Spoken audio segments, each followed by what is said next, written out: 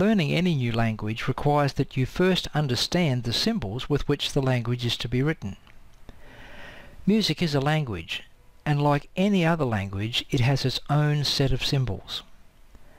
The difference between music and other languages is that there are fewer symbols to learn in music, and they are simpler and easier to understand. Our first task is to become familiar with the names and functions of the various symbols that relate to the basic parameters of music, namely pitch and time. On this video, we'll firstly take a look at the symbols that relate to how they write musical time down on paper. The musical symbol for a 4-beat note is very much like a duck egg. Here it is over here.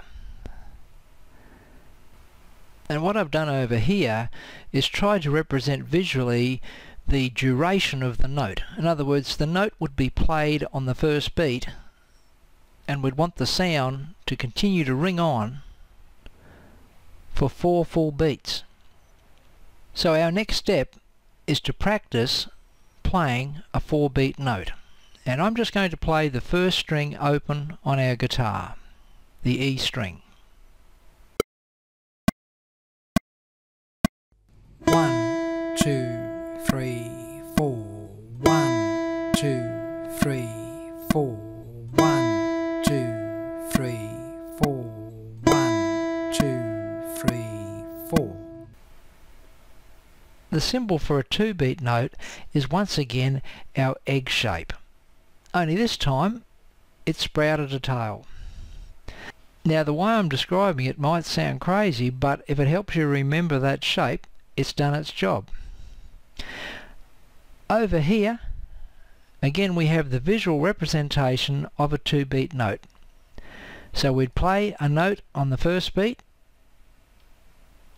and that note would ring right up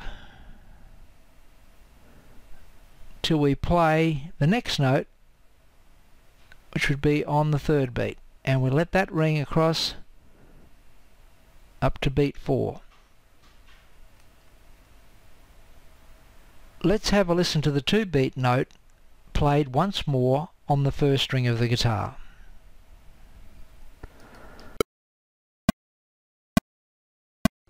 One, 2, 3, 4. 1, 2, 3, 4. 1, 2, 3, 4.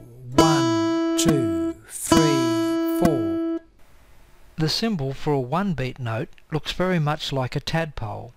Here's what our 1-beat note looks like when it's written down in music, and here's how it looks visually.